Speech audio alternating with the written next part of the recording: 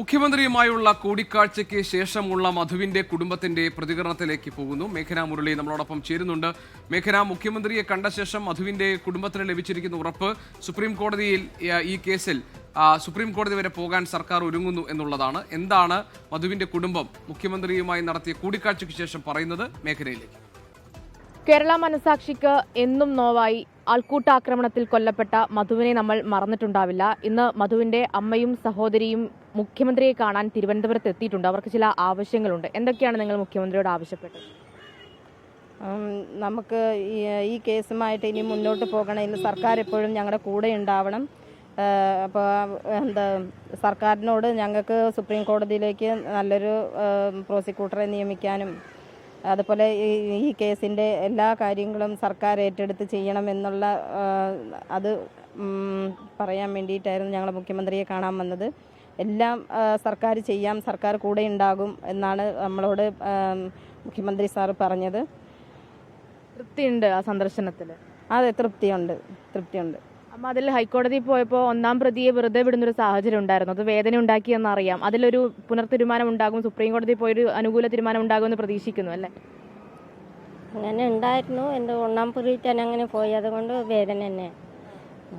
മുഖ്യമന്ത്രി എന്താണ് ഉറപ്പ് നൽകിയിരിക്കുന്നത്? ഇപ്പോൾ മുഖ്യമന്ത്രി ഉറപ്പ് നൽകി, നന്നായിട്ട് ഉറപ്പ് നൽകി. എല്ലാം കാര്യം സർക്കാർ തന്നെ ഞങ്ങൾ നോക്കാം എന്നിട്ടൊക്കെ പറഞ്ഞു.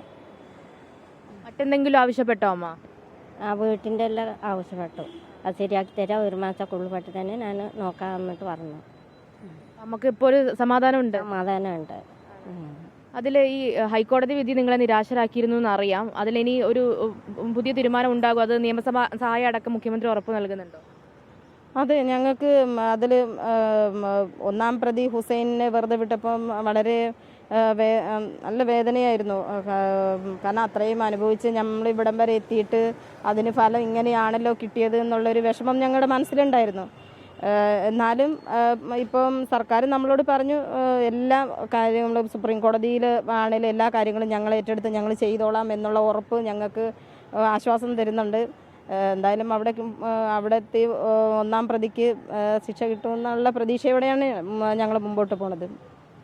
അതുപോലെ അട്ടപ്പാടി സമരസമിതി നേതാവ് കൂടെ ചേരുന്നുണ്ട്. ചേട്ടാ, അതിൽ മധുവിന് നീതി കിട്ടാൻ ഇനിയും സമയമെടുക്കുമെന്നതാണോ തോന്നുന്നത്?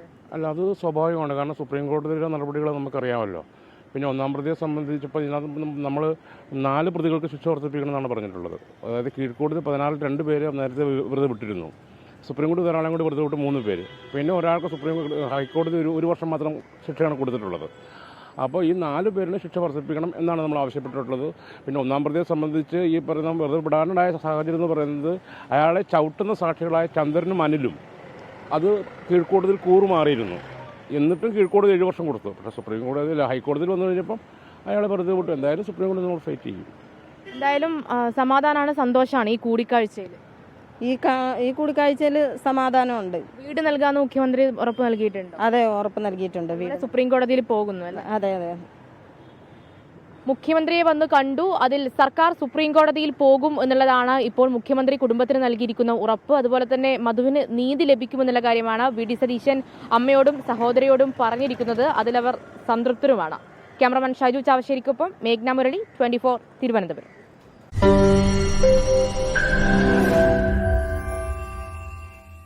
ലോകത്തെവിടെയായാലും ഏത് സമയത്തും 24 വാർത്തകളും ഓഗ്മെന്റഡ് റിയാലിറ്റി പാക്കേജുകളും എക്സ്പ്ലെയിനറുകളും വിശദമായി കാണാൻ ഞങ്ങളുടെ യൂട്യൂബ് ചാനൽ നിങ്ങൾക്ക് സബ്സ്ക്രൈബ് ചെയ്യാം.